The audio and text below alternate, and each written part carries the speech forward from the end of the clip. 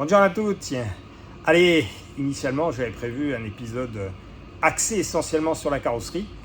Et puis, la semaine dernière, je vous avais expliqué que j'avais malheureusement perdu des images de travaux que j'avais réalisés sur cette voiture. Eh bien non, simplement mes images étaient passées dans un sous-dossier, donc je les ai retrouvées. Du coup, ça fait un épisode en deux temps, un premier sur la mécanique et puis le second sur la carrosserie. Allez, je ne vais pas m'éterniser à parler, place aux images.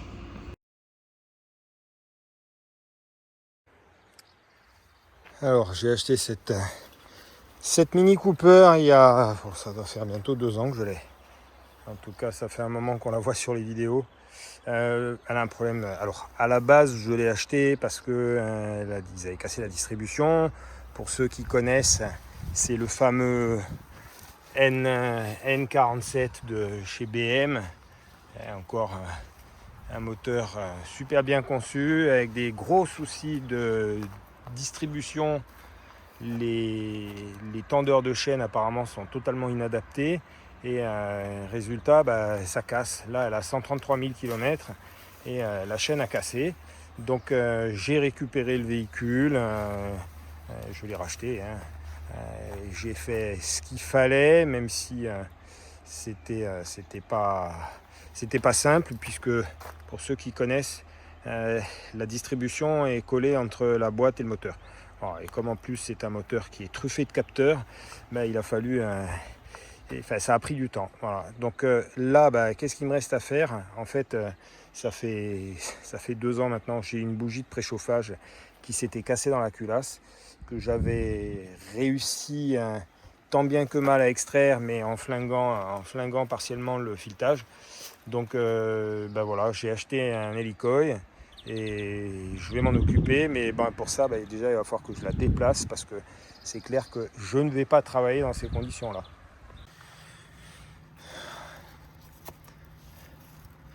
Je vais essayer de pas me piquer les mains tant qu'à faire.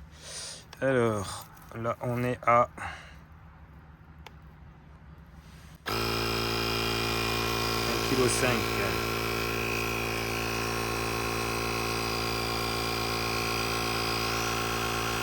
Et le problème de toutes ces voitures modernes, c'est que là le Neumann il fonctionne à la clé. Enfin à la télécommande, donc ça n'est pas un Neumann classique où il suffit de mettre un petit coup de volant avec la clé dedans pour que ça bouge. Non, là le problème c'est que je suis obligé, et c'est là que le deuxième rôle de cet appareil va me servir. Je vais m'en servir comme booster, parce que là vous vous doutez bien, quand on voit la date du dernier contrôle technique, 2022, ça fait bientôt 3 ans qu'elle a pu rouler, voire même un peu plus. Donc là, le souci, c'est que comme la batterie est complètement déchargée, je ne peux pas débloquer le Neyman, donc je ne vais pas être en mesure de la déplacer. Bon, je vais la tracter avec mon treuil électrique, mais pour ça, il faut d'abord que j'accède à la batterie.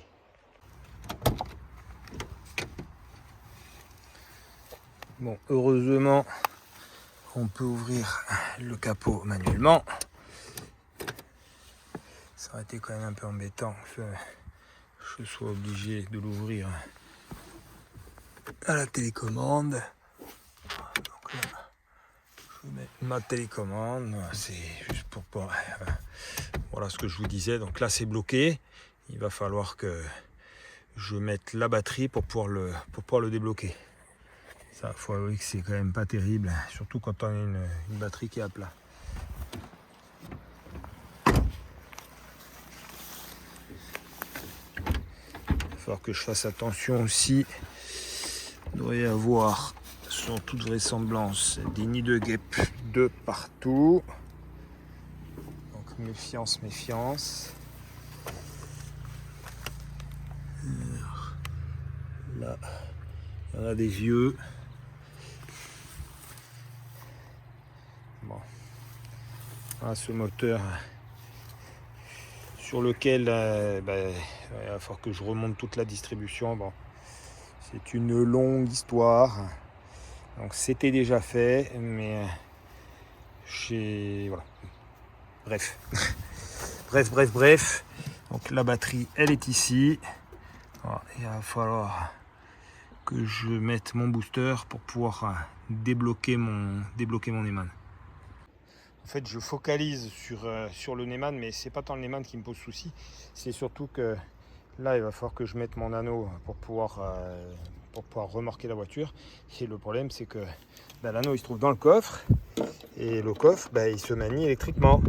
Donc, je vais être obligé de mettre le booster si je veux pouvoir l'ouvrir.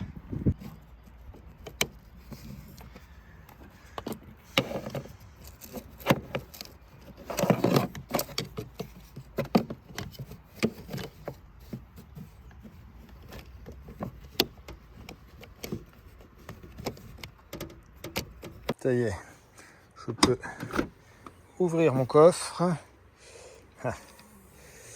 Bon, il va falloir que je déloge ces demoiselles. J'en ai là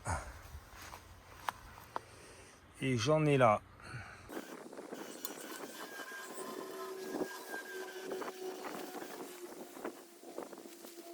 C'est toujours spectaculaire.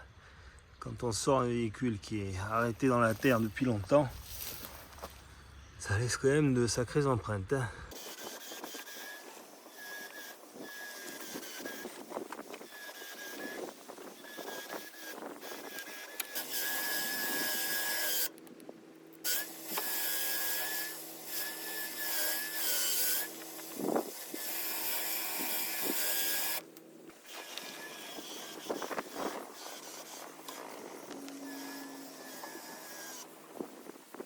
Bon, je sais qu'il y a des observateurs, ils se seront rendus compte que je n'ai pas utilisé le crochet de remorquage pour une raison toute simple.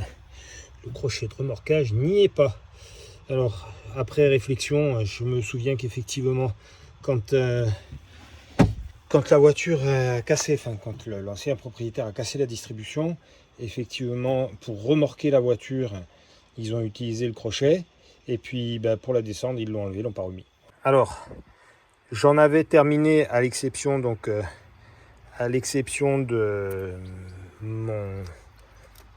ma bougie de préchauffage. C'est celle-ci qui pose souci. Donc c'est ici qu'il va falloir que je mette l'hélicoil. Le problème, c'est que je ne me suis pas rendu compte, mais mon support d'arbre à cam, quand la chaîne a cassé, bon là on voit qu'elle est toute neuve. Quand le support a cassé, enfin quand la chaîne a cassé, le support s'est fendu. Voilà, donc il y a les pièces fusibles, c'est-à-dire que les poussoirs qui sont en dessous là, se sont cassés, mais j'avais pas fait attention. Il y avait également le porte Abracam qui était fendu, et cette pièce-là, ben, en fait, j'ai mis beaucoup de temps à la trouver. Voilà, ce sont des pièces. Alors oui, j'aurais pu aller chez BM, j'aurais payé plein pot. Bon, le but il n'était pas là.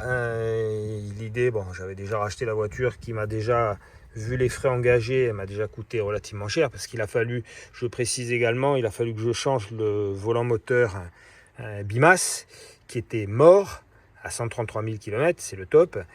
Sauf que bah, sur ces véhicules-là, il n'y a pas de kit de conversion, donc il a fallu que je rachète un volant moteur Bimas qui fait pas loin de 700 € de mémoire. Donc bref, du coup, bah, j'ai fini par le trouver. Donc j'ai recalé ma distribution comme convenu. J'ai tout réinstallé, puis je me suis arrêté là. Les projets de la Mini et de la MG ont pris le dessus, et du coup, je n'ai pas continué. Donc je vais m'y atteler maintenant parce que c'est un véhicule qui risque certainement de financer notre prochain Tour de Corse. Donc là, je vais...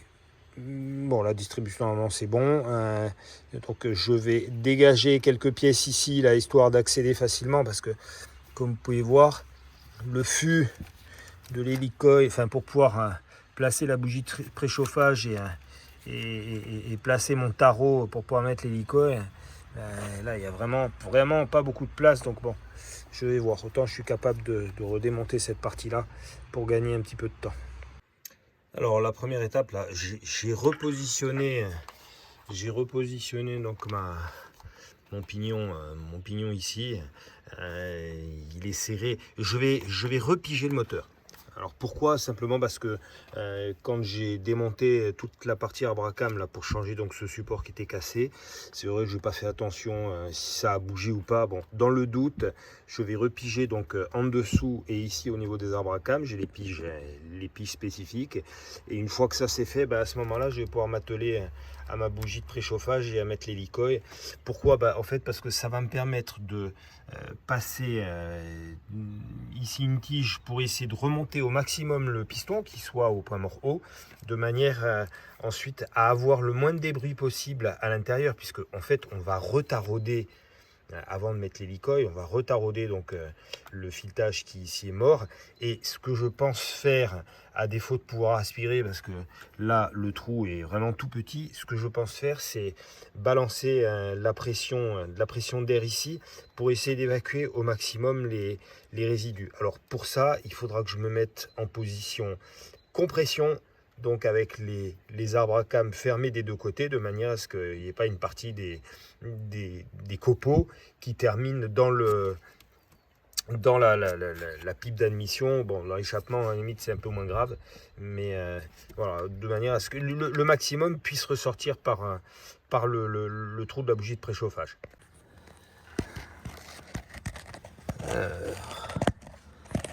La pige pour bloquer le volant moteur. A priori, donc là, c'est mon arbre de transmission. J'ai derrière ici, on entreaperçoit à l'image. Voilà, ici, là, j'ai a priori une espèce de bouchon que je vais sortir. Et je pense que on doit pouvoir piger derrière. Alors là, j'ai sorti le bouchon plastique. Je ne sais pas du tout si... Ah, si. Au-dessus, il y en a un. Ça y est, c'est bon, j'ai trouvé. Ah. On fait boucher. Ouais, c'est au-dessus apparemment du capuchon en plastique. Il y a un trou. Je pense que c'est prévu pour passer la pige. Là, j'ai mis en place donc ma pige. Et maintenant, il y a un autre outil qui se met sur la poulie damper et qui va permettre de faire tourner le volant moteur, juste pour que je puisse enfoncer ma pige et bloquer le volant moteur. Voilà, donc ça c'est l'outil qui va se mettre en bout de poulie damper.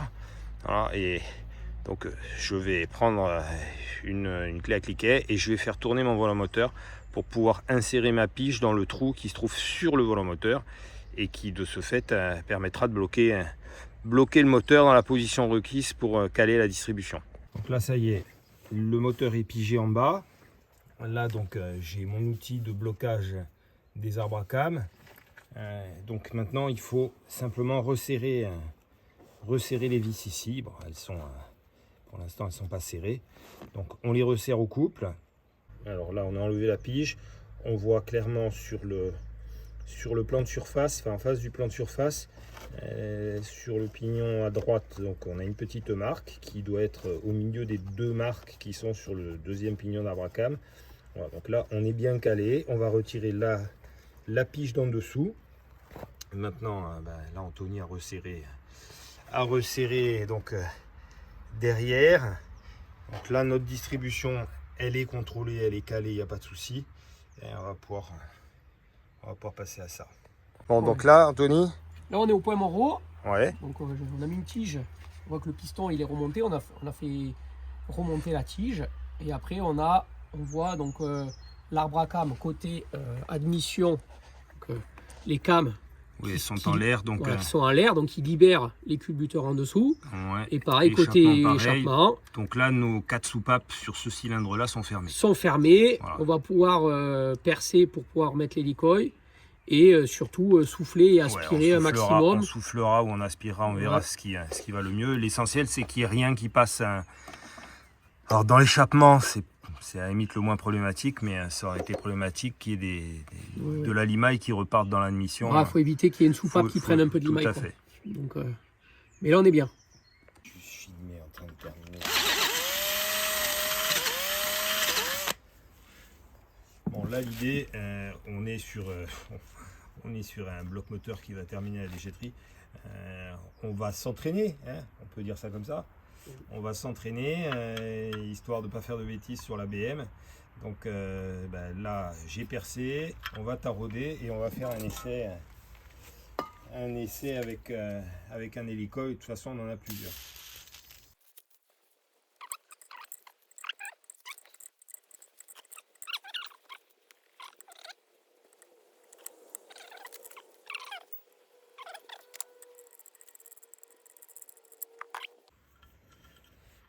Voilà, il faut y aller doucement, hein.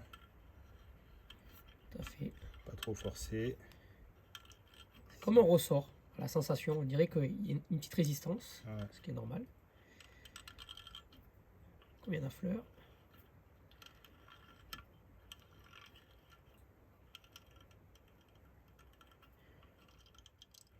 Bon là on a refait donc la même opération sur la culasse de la Mini. Donc là c'est bon, on l'a installé.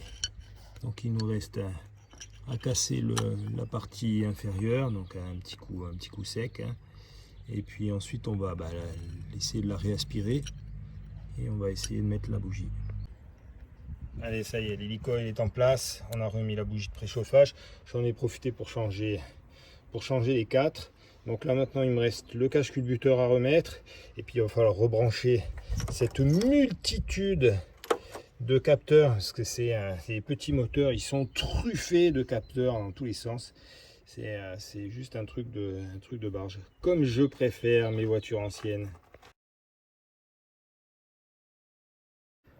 Bon, j'allais attaquer la réfection de cette grosse rayure, et puis je viens de me rendre compte, c'est la raison pour laquelle j'ai sorti mon clignotant, je viens de me rendre compte que là aussi il y avait des manques. Si on voit bien, ça a frotté, il y a des rayures, il n'y a plus la peinture. Donc il va falloir là aussi que je reprenne. Donc je vais refaire également cette partie là, pas simplement le capot. Donc capot, le coin d'aile et la porte. Allez, premier travail, donc je vais décaper la peinture pour atteindre l'acier qui est en dessous, pour pouvoir ensuite souder, utiliser mon tire-clou et faire ressortir le panneau, puisque bon là on s'en rend pas compte, mais il est bien enfoncé.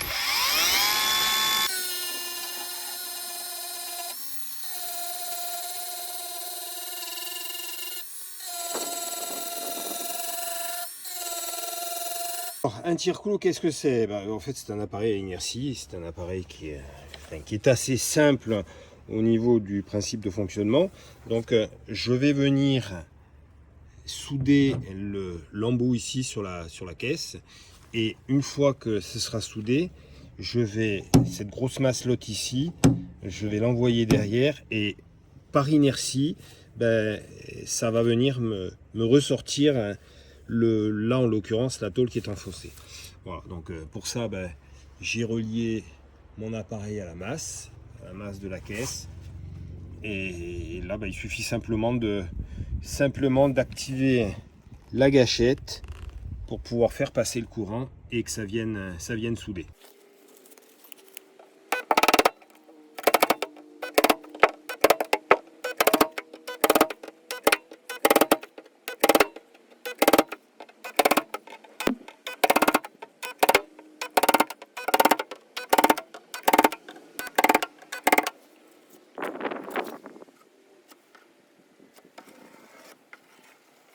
Bonjour à tous. Allez, je n'ai pas choisi le meilleur jour pour venir travailler. Comme vous pouvez voir, il fait très froid. On a eu une nuit avec des températures négatives. D'ailleurs, bon, on le voit très largement sur la voiture. Voilà. Donc aujourd'hui, je vais m'atteler à terminer tout ce qui est carrosserie, donc ponçage, porte. Et puis ensuite, chez mon ami Marc là, qui va venir m'aider, on va venir installer la cabine de peinture. L'idée, alors, je pense pas pouvoir peindre aujourd'hui, mais si déjà j'arrive à apprêter, ça sera déjà bien. Et puis on verra pour la suite. Voilà, allez, je vais essayer de m'y mettre, de me réchauffer un peu, parce que là on a bien besoin. Allez, place aux images. Allez, pendant qu'on entend tourner la Lotus, là, ça fait un petit moment qu'elle n'a pas tourné, donc je la laisse chauffer un peu. Voilà, donc là on a tout sorti. On va aller prendre la chèvre, Marc, avec le nouveau vérin. Oui, parce que si on doit porter, ça pèse quand même 150 kg à peu près. Alors on pourrait la tirer. Écoute, on va pas s'embêter. On va prendre le vérin comme ça. On amène le sac bien au milieu. Ce nouveau vérin, tout beau, tout propre, là, qui monte tout seul. Quelle galère la dernière fois avec Yann.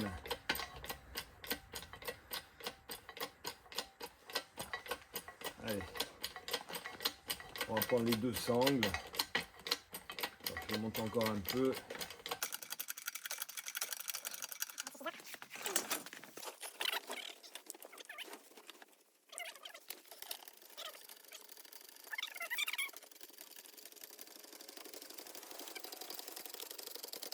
Alors le but, là il faut qu'on la déroule. Par contre, je ne me souviens plus dans quel sens je devrais monter. Il va falloir qu'on la tourne.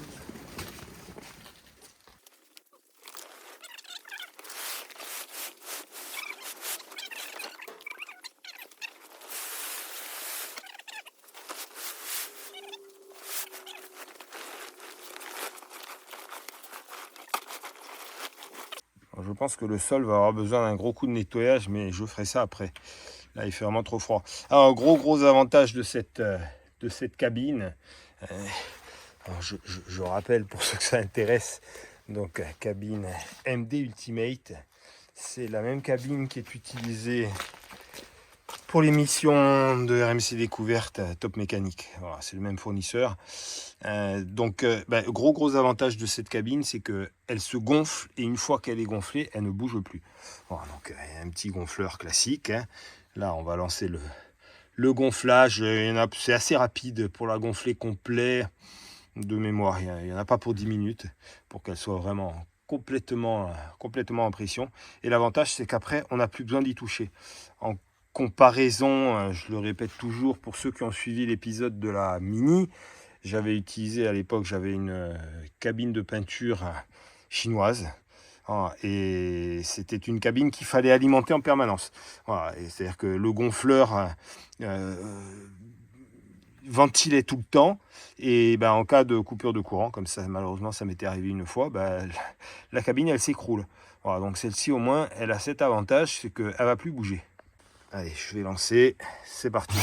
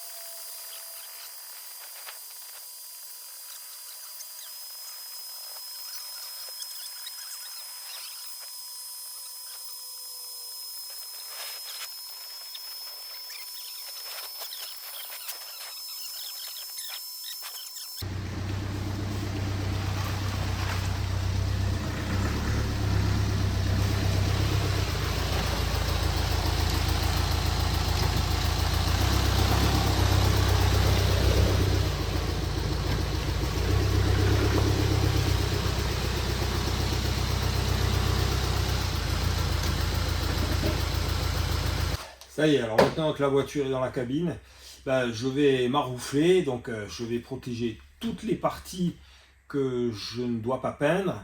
Alors le seul petit souci, c'est que malheureusement je n'ai plus, habituellement j'utilise, vous l'avez peut-être déjà vu, c'est un film plastique transparent, qui en plus il y a une bande autocollante, donc ça me permet de faire de grandes surfaces. Là malheureusement j'en ai plus, alors j'en ai recommandé, mais la commande carrosse, j'en ai commandé il y a 48 heures. Donc la commande carrosse, vous vous doutez bien, on est en week-end, que ça n'est pas arrivé. Donc là, pour ne pas perdre de temps, je vais prendre à l'ancienne du papier journal. J'ai des corses matin, plutôt que de les jeter, ils vont servir pour protéger tout ce qu'il faut que je cache. Allez, c'est parti. Pour pouvoir maroufler, donc j'ai enlevé ça sur les petites baguettes qui sont juste clippées dedans. J'ai fait la même chose pour le lèche-vitre ici. Et là, je vais essayer de voir si je peux sortir le rétroviseur sans avoir besoin de démonter tout le panneau de porte. Voilà, autant là j'ai deux vis à laine, autant j'arrive à le sortir comme ça et ça me permettrait de gagner du temps. Bon, après il restera la poignée, mais elle je vais la laisser en place. Je vais simplement maroufler tout autour comme je fais toujours.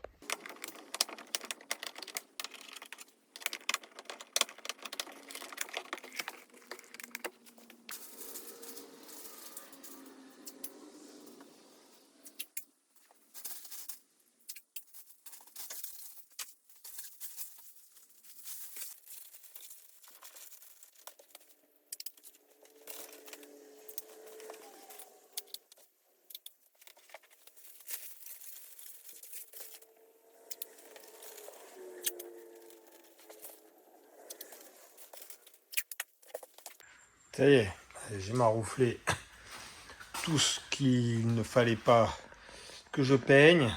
Alors là, je vais mettre un petit coup de papier de verre très très fin. C'est pour casser la peinture.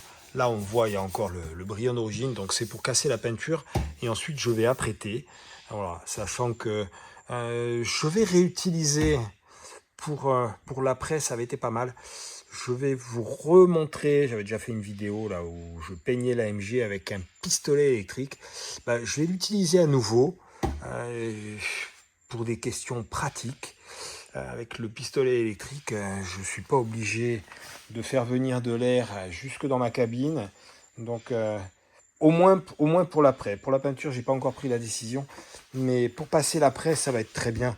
Alors, comme ça, je n'aurai qu'un fil électrique pour relier mon pistolet à ma station électrique. Donc ça va être très pratique.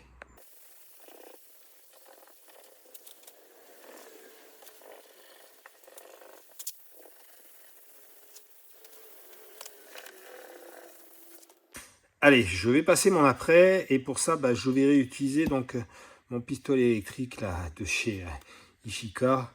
Je dois avouer que je l'ai essayé sur la MG.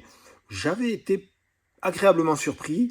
Bon, après, comme je l'avais expliqué, le souci notamment, bon là on le voit bien sur le dessin, le souci c'est le fait d'aspirer par le bas. Bah, souvent il reste de la peinture au fond qu'on n'arrive pas à aspirer, à pulvériser, et du coup bah, ça pulvérise. Le jet est plus, dès qu'on prend de l'air, bah, le jet il est plus du tout uniforme et ça crachouille. Donc pour la peinture, je ne sais pas encore si je vais l'utiliser sur la Mini, mais par contre pour diffuser l'après, c'est très bien. Franchement, j'avais été très très content sur la MG. Donc là, pourquoi je vais préférer celui-ci? Bah, simplement parce que, comme je l'ai expliqué, là, je me branche juste à une prise. Donc en l'occurrence, ça va être ma station électrique portative que je vais amener ici. Bon, là, j'ai mon pare-choc. Donc je vais mettre ma station électrique dans le coin avec une petite rallonge et ça va me permettre de peindre sans avoir besoin de tout déplacer parce que vous ne vous en rendez pas compte, mais pour pouvoir arriver, je suis obligé de faire venir un tuyau par le coin ici jusque dans la cabine. Je suis obligé de mettre le compresseur dehors, sinon c'est trop court et j'ai pas suffisamment de tuyaux. Bon, après voilà, c'est une installation qu'on pourrait qualifier d'itinérante, même si moi je l'utilise toujours au même endroit. Mais donc d'utiliser, au moins pour l'après, d'utiliser mon appareil électrique, ça va être une excellente chose. Allez, donc je vais préparer mon après garnissant. Bon là s'il est noir, bon, c'est pas gênant, hein. De toute façon, je repeins quasiment en blanc par-dessus, donc c'est pas un problème du tout. Bon, produit que vous pouvez trouver chez Carrosse, hein, classique. Et puis, ben, je vous rappelle, pour ceux que ça intéresse, qu'il y a un code de réduction, donc c'est Vincent5. Donc vous avez 5% de réduction sur la commande. Ben, comme je dis, souvent ça peut payer le transport. Enfin, nous ici encore, ça paye le transport, ça c'est clair.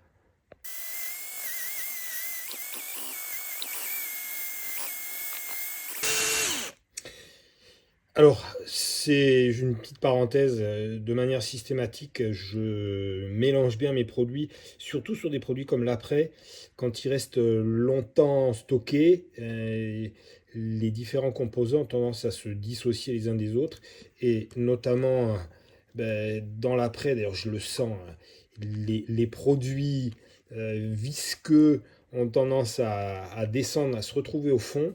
Et en haut, on a les produits plus liquides comme... alors bon, ça ressemble à de l'huile, hein. Donc là, je mélange tout, j'homogénise bien mon produit de manière à ce que ça m'évite, quand je vais pulvériser, d'avoir de mauvaises surprises. Alors, avant de peindre, donc j'installe ma ventilation. Ça va permettre de chasser toutes les poussières là, en l'occurrence d'après. Alors, l'avantage de l'après, c'est que les particules sont plus lourdes enfin, elles sont plus lourdes parce qu'elles sont beaucoup moins fines que des particules de peinture. Donc, du coup, j'ai beaucoup moins de brouillard. Mais bon, je mets quand même mon ventilateur. Ça m'évitera d'avoir quand même des dépôts sur des endroits où j'ai pas envie qu'il y ait de traces. Et puis, là, je passe dans la cabine pour passer mon après.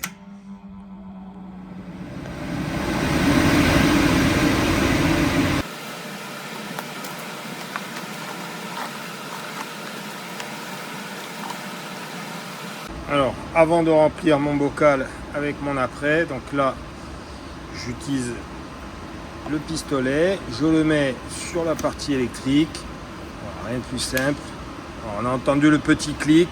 Donc là, il est prêt. Bon, il faut que je le branche. Et il est prêt à être utilisé. J'ai mis, comme la dernière fois, j'ai choisi la buse la plus fine, donc la buse bleue. Et puis voilà, là il ne me reste plus qu'à remplir, à brancher mon pistolet et à pulvériser.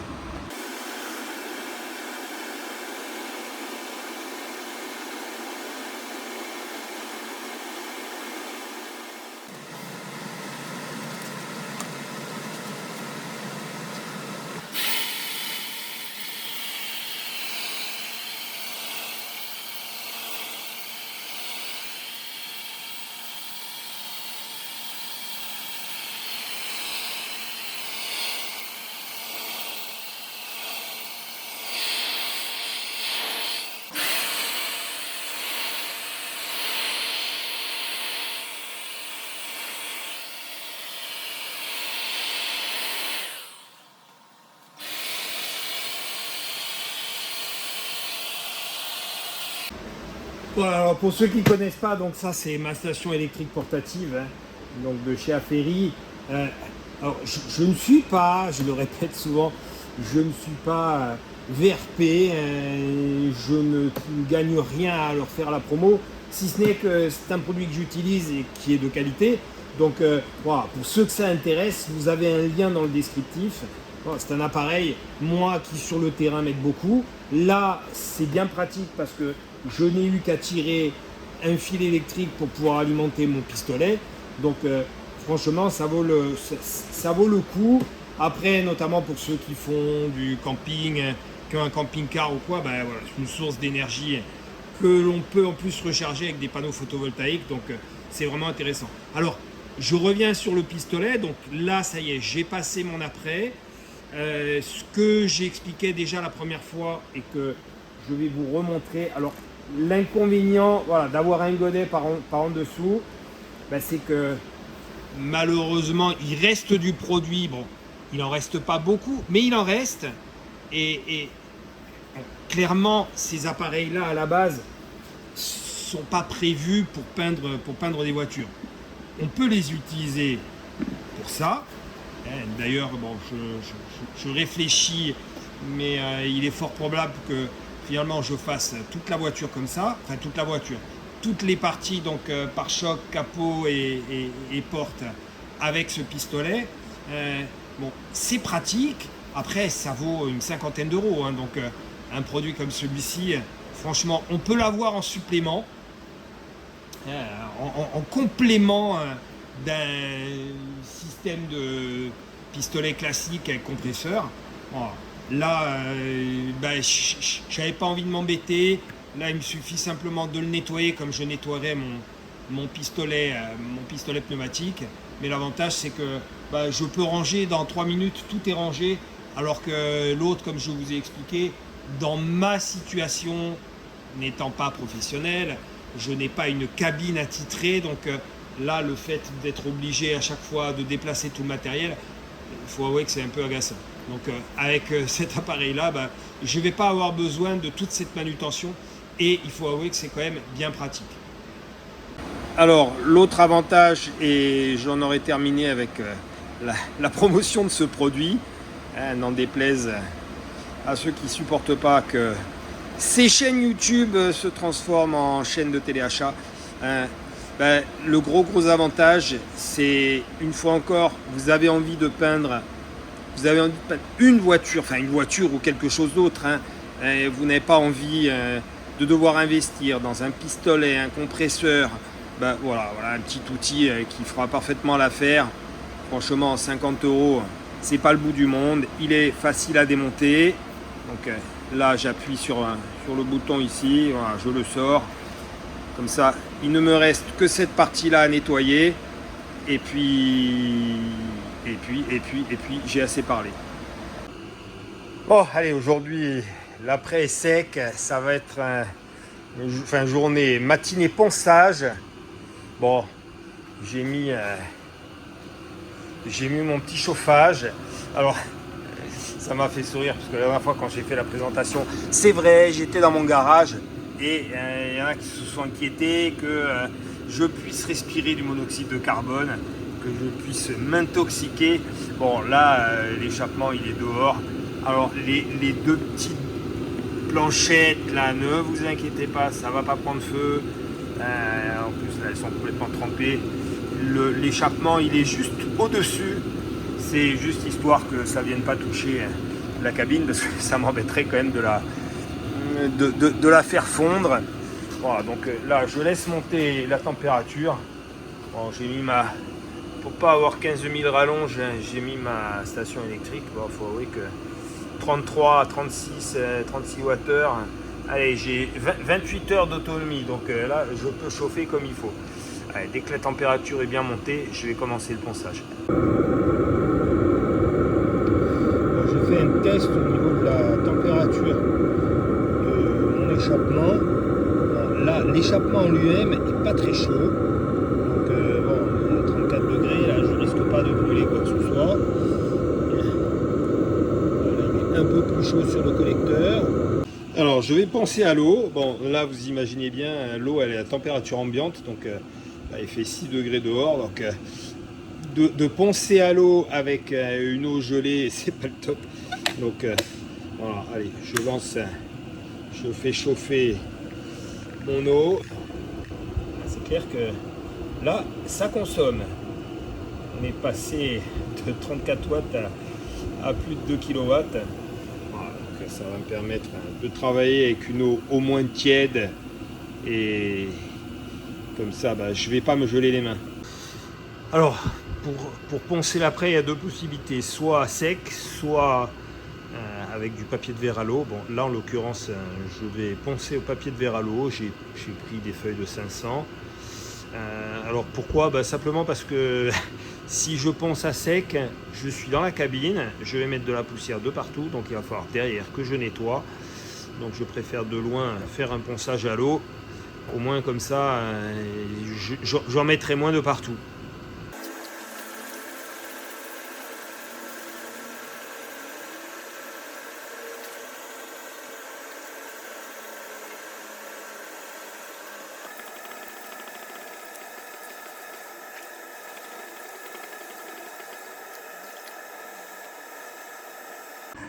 Le ponçage, même en hiver, ça reste quand même physique. Je vais aller couper le chauffage là parce que là pour le coup je commence à avoir chaud dans la cabine. Bon, pour ma cabine de peinture, il faudrait que ce petit appareil est bien pratique.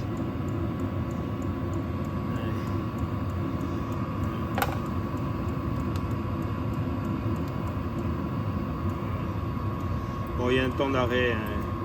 Ça met quelques minutes pour complètement stopper.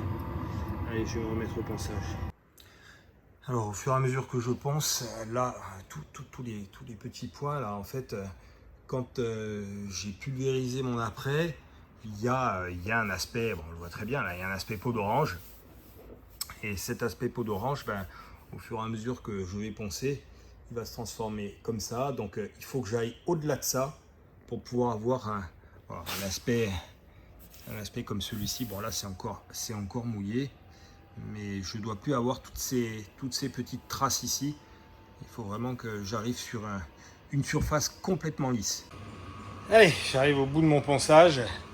Alors là, la luminosité est en train de commencer à décroître. Donc je vais m'arrêter là pour aujourd'hui. Allez, c'est pas mal. Là, toutes ces parties là, c'est pas encore tout à fait sec. Après je mettrai un petit coup avec un tampon d'essuyage pour enlever toutes ces traces. Je vais dégraisser également. Bon, là c'est encore mouillé. Allez, c'est pas mal. Les défauts a priori ont disparu. En tout cas c'était le but. Et puis il va me rester le pare-choc à faire. Là aussi il y a du boulot. Que à la main. Et puis dans la foulée, peinture. Allez, comme il faut avouer que le ponçage c'est pas trop ma tasse de thé, c'est quand même long et assez prise de tête, en même temps je me regarde un film. Voilà. Bon, je vous laisse deviner. Bon, je suis obligé de regarder un film où j'ai pas trop besoin de regarder les images. À la limite, les dialogues suffisent. Voilà, je vous laisse deviner ce que je suis en train de regarder. Allez, pour ceux qui doutent que chez nous aussi il fait froid. Bon, après on est en montagne. Voilà, donc j'ai la prétention de peindre la Mini aujourd'hui. Bon, pas la R16, hein, ça viendra peut-être. Et donc la première chose qu'il va falloir que je fasse, c'est de chauffer ma cabine. Donc là j'ai mis le chauffage à fond. Et puis bon, dès que la température est convenable, je m'occupe de la peinture. Alors le souci c'est que si je veux que la peinture se tire comme il faut, c'est-à-dire qu'une fois qu'elle est pulvérisée, on a toujours un semblant de peau d'orange et c'est la température qui va lui permettre de se tendre. Donc là, bon, dans l'immédiat, c'est clair que je ne pourrai pas peindre, il fait 3 degrés, ça ne va pas être suffisant. Donc il faut attendre une vingtaine de degrés dans la cabine. Bon, après, je compte aussi sur le soleil qui est en train de se lever, qui lui aussi va contribuer à chauffer tout ça.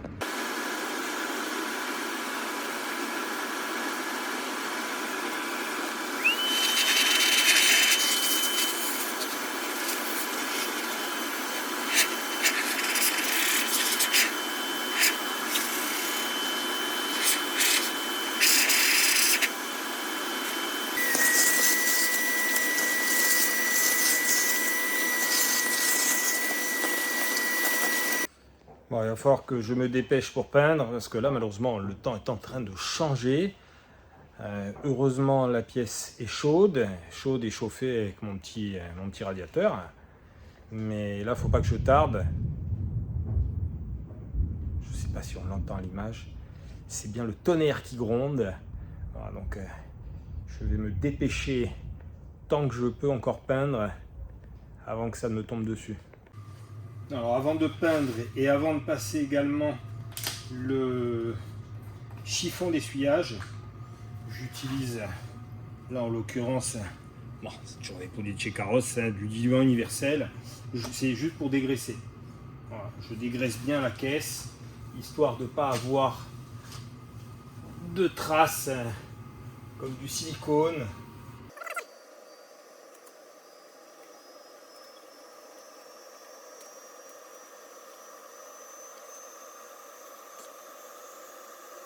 Alors, je vais préparer la peinture. Pour ça, rien de plus simple.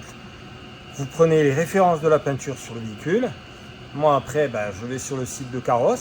Je rentre, vous avez la barre de recherche, je rentre la référence qui est notée sur la voiture. Et vous voyez, automatiquement, il va me sortir tous les véhicules, oui, toutes les marques qui utilisent ces références-là. Voilà, parfois, il n'y en a qu'une, parfois, il y en a plusieurs. Donc c'est ce qui m'a permis d'obtenir donc le blanc pour cette Mini. Allez, je vais tester à nouveau mon pistolet électrique. Donc là, j'ai rempli mon godet de peinture. Et puis, en fait, alors pourquoi je réutilise simplement parce que là, comme vous l'avez vu, il va pleuvoir.